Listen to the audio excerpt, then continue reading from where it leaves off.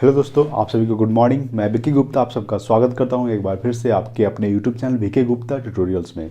तो दोस्तों, आज हम लोग डिस्कस करने वाले हैं 19 दिसंबर 2020 का करंट अफेयर्स, जो आपके एग्जाम के लिए बहुत इंपॉर्टेंट होने वाली है। तो चलिए शुरू करते हैं सबसे पहला सवाल से। तो देखिए, सबसे पहला सवाल, आज का सबसे पहला सवाल है, मध्य प्रदेश हाई कोर्ट के नए मुख्य न्यायाधीश कौन नियुक्त हुए हैं। ठीक है, देखिए, मध्य प्रदेश हाई कोर्ट के नए मुख्य न्यायाधीश नियुक्त हुए हैं। उनका नाम है मोहम्मद रफ़ीक। क्या नाम है? मोहम्मद रफ़ीक जो है मध्य प्रदेश हाई कोर्ट के नए मुख्य न्यायाधीश नियुक्त हुए हैं। ये जो मोहम्मद रफ़ीक जो नियुक्त हुए हैं, ठीक है, जो मुख्य न्यायाधीश, ये उड़ीसा राज्य के पहले न्यायाधीश थे। अभी वहाँ से ट्रांसफ़र होकर इनका मध्य प्रदेश में ट्रांसफ़र किया गया है। ठीक है, तो आपसे सवाल पूछेगा कि मध्य प्रदेश हाई कोर्ट के नए मुख्य न्यायाधीश कौन नियुक्त हुए हैं, तो मोहम्मद रफ़ीक मध्य प्रदेश के नए मुख्य न्यायाधीश नियुक्त हुए हैं। ठीक है, अब देखिए मध्य प्रदेश के बारे में। मध्य प्रदेश एक राज्य है जिसकी राजधानी है भोपाल। ठीक है, और मध्य प्रदेश के मुख्यमंत्री कौन है, तो शिवराज सिंह चौहान, जो बीजेपी पार्टी से हैं। किस पार्टी से हैं? BJP party. ठीक है, और यहाँ के जो मुख्यमंत्री हैं, मुख्यमंत्री शिवराज सिंह चौहान है और राज्यपाल हैं आनंदीबेन पटेल। ठीक है, देखिए आनंदीबेन पटेल जो है वो दो राज्यों की राज्यपाल हैं, एक उत्तर प्रदेश और एक मध्य प्रदेश। ठीक है, उत्तर प्रदेश की राज्यपाल भी आनंदीबेन पटेल है और मध्य प्रदेश की राज्यपाल क्या है? आनंदीबेन पटेल। ठीक है, और मध्य प्रदेश में लोकसभा सीटों की संख्या है 29। कितना है? 29। मध्य प्रदेश में लोकसभा सीटों की संख्या कितनी है? 29। ठीक है, तो चलिए फिर अगला सवाल देखते हैं। सेकंड नंबर सवाल है, सूर्य भूषण इंटरनेशनल अवार्ड। ठीक है, सूर्य भूषण इंटरनेशनल अवार्ड 2020 से किसे सम्मानित किया गया है? ठीक है, सूर्य भूषण इंटरनेशनल अवार्ड 2020 से किसे सम्मानित किया गया है? तो के सिवन को। ठीक है, किसको?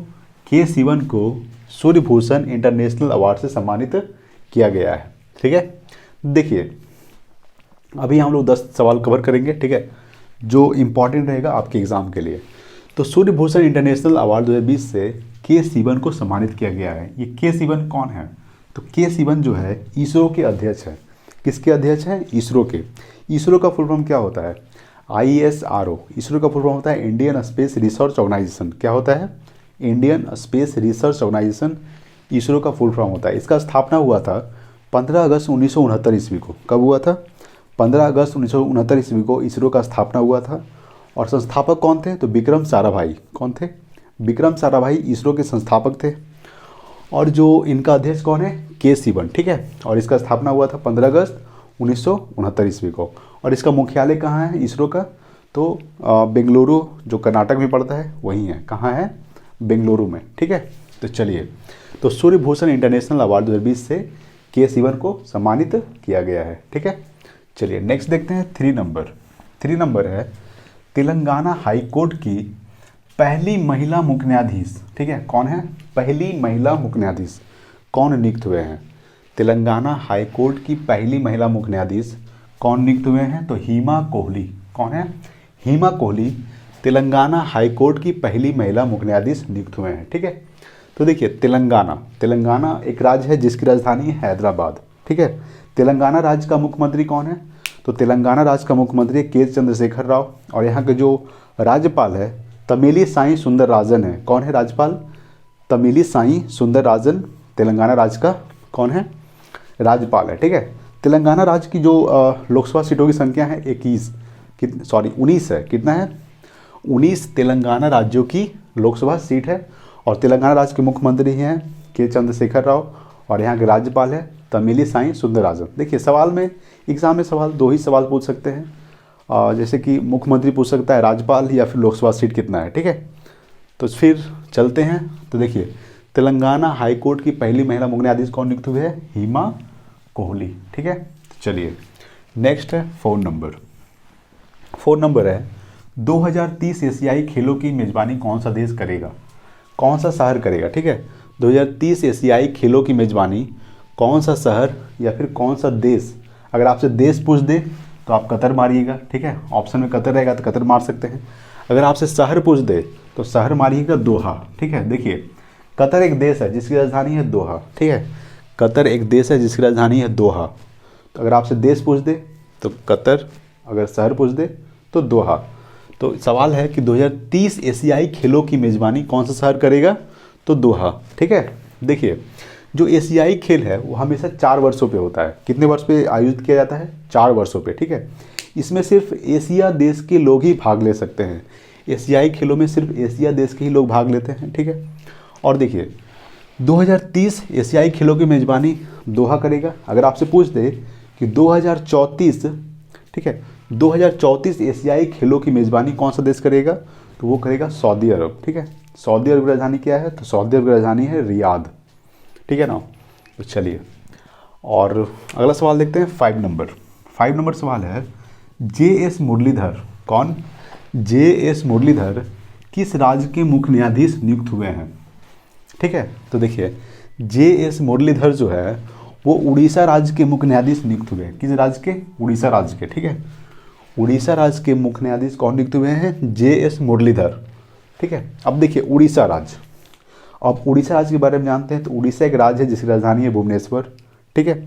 उड़ीसा के जो मुख्यमंत्री है वो है नवीन पटनायक, जो बीजेडी बीजू जनता दल पार्टी से हैं। किस पार्टी से हैं? बीजेडी बीजू जनता दल। और यहाँ के जो राज्यपाल हैं वो गणेशी लाल है, ठीक है। और पता है उड़ीसा में हीराकुंड बांध जो सबसे लंबा बांध है वो महानदी पर स्थित है, ठीक है ना। और उड़ीसा के लोकसभा सीटों की संख्या है 21 है, ठीक है। तो चलिए फिर अगला सवाल देखते हैं 6 नंबर। 6 नंबर सवाल है डिटर्जेंट ब्रांड टाइड के नए ब्रांड एम्बेसडर कौन नियुक्त हुए हैं? आपको पता है टाइड जो सर्फ आता है टाइड का, तो उसके नए ब्रांड एम्बेसडर कौन बने हैं? तो बने हैं आयुष्मान खुराना। कौन बने हैं? आयुष्मान खुराना एक भारतीय अभिनेता है, आपको पता होगा, ठीक है। तो डिटर्जेंट ब्रांड यानी कि टाइड जो सर्फ आता है कि नए ब्रांड एम्बेसडर कौन बने हैं? आयुष्मान खुराना। आयुष्मान खुराना एक क्या है? भारतीय अभिनेता, ठीक है। चलिए अगला सवाल देखते हैं 7 नंबर। 7 नंबर सवाल है मानव विकास सूचांक, ठीक है, ह्यूमन डेवलपमेंट इंडेक्स।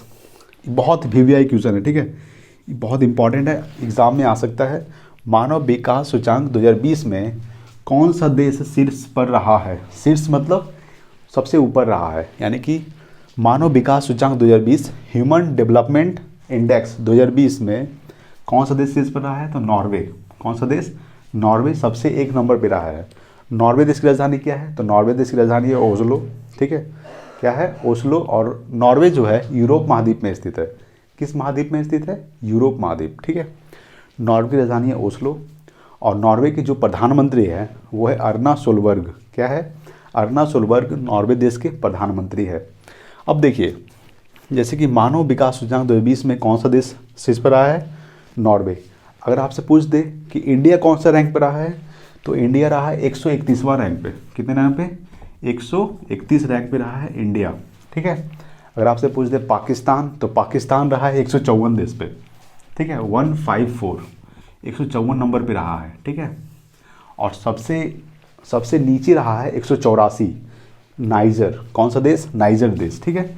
184 रहा है नाइजर देश, 184 नंबर पे है कौन सा देश? नाइजर, जो सबसे नीचे रहा है, ठीक है, नाइजर। नेक्स्ट सवाल देखते हैं 8 नंबर सवाल। 8 नंबर सवाल है हाल ही में किस राज्य की सरकार ने मुफ्त में टीकाकरण की घोषणा की है?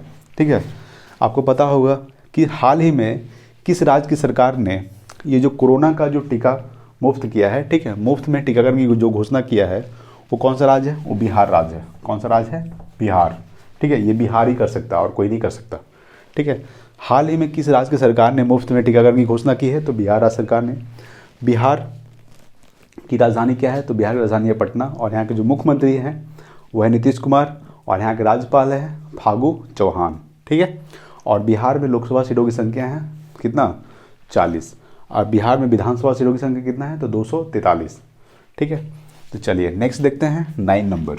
9 नंबर सवाल है हाल ही में भारत ने किस देश के साथ 7 समझौतों पर हस्ताक्षर किया है? ठीक है, हाल ही में भारत ने किस देश के साथ 7 समझौतों पर हस्ताक्षर किया है? तो किस देश के साथ? तो बांग्लादेश के साथ। किस देश? बांग्लादेश के साथ भारत ने 7 समझौतों पर हस्ताक्षर किया है। कितने समझौतों पर? 7 समझौतों पर, ठीक है। तो कौन सा देश किया है? भारत ने बांग्लादेश के साथ किया है। कितने समझौतों पर? तो 7 समझौतों पर, ठीक है। तो देखिए बांग्लादेश जो है एशिया महाद्वीप में स्थित है, आपको पता होगा। बांग्लादेश की राजधानी क्या है? तो ढाका है। और यहाँ का मुद्रा क्या है, तो टका है, ठीक है। और यहाँ के जो प्रधानमंत्री है वो कौन है, शेख हसीना जुल्फ़ों वाली, ठीक है, जिससे सॉन्ग है शेख हसीना जुल्फ़ों वाली जाने जहाँ।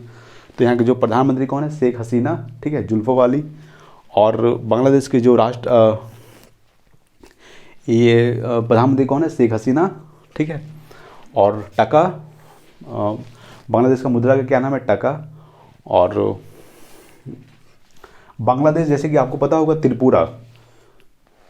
त्रिपुरा जो है तीनों ओर से घिरा हुआ है, ठीक है, किसके से, तो बांग्लादेश से, ठीक है।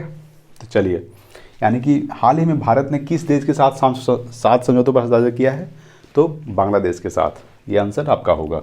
नेक्स्ट है 10 नंबर और आज का लास्ट सवाल है, हाल ही में किस राज्य सरकार ने किसान कल्याण मिशन शुरू किया है, ठीक है। यानी कि हाल ही में किस राज्य की सरकार ने किसान कल्याण मिशन शुरू किया है, तो उत्तर प्रदेश राज्य ने, ठीक है। किस राज्य ने, तो उत्तर प्रदेश राज्य ने हाल ही में किसान कल्याण मिशन की घोषणा किया है। कौन सा मिशन, किसान कल्याण मिशन की घोषणा किया है उत्तर प्रदेश राज्य ने, उत्तर प्रदेश राज्य की सरकार ने। अब जानते हैं उत्तर प्रदेश एक राज्य है जिसकी राजधानी है लखनऊ को नवाबों का शहर कहा जाता है, आपको पता होगा। और उत्तर प्रदेश के जो मुख्यमंत्री है योगी आदित्यनाथ, और यहाँ के जो राज्यपाल है वो आनंदीबेन पटेल। हमको बताए थे आनंदीबेन पटेल 2 राज्यों की राज्यपाल है, उत्तर प्रदेश और मध्य प्रदेश, ठीक है। उत्तर प्रदेश और मध्य प्रदेश की राज्यपाल कौन है, तो आनंदीबेन पटेल।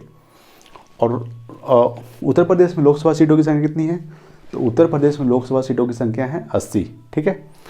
तो आज के लिए इतना ही। एक और आपके लिए एक सवाल है, ठीक है, क्वेश्चन फॉर यू। ये सवाल हम आपको पिछले वीडियो में करवा चुके हैं। अगर आप पिछला वीडियो नहीं देखे तो प्लीज़ देख लीजिए, बहुत इंपॉर्टेंट रहेगा आपके एग्ज़ाम के लिए। तो सवाल है, सर्वाधिक कमाई करने वाली सेलिब्रिटी कौन बनी है, ठीक है। सर्वाधिक कमाई करने वाली सेलिब्रिटी कौन बनी है, इसका आंसर आपको कमेंट बॉक्स में करके बताना है। तो आज के लिए इतना ही रहने दीजिए, मिलते हैं अगले वीडियो में। तब तक के लिए जय हिंद, वंदे मातरम।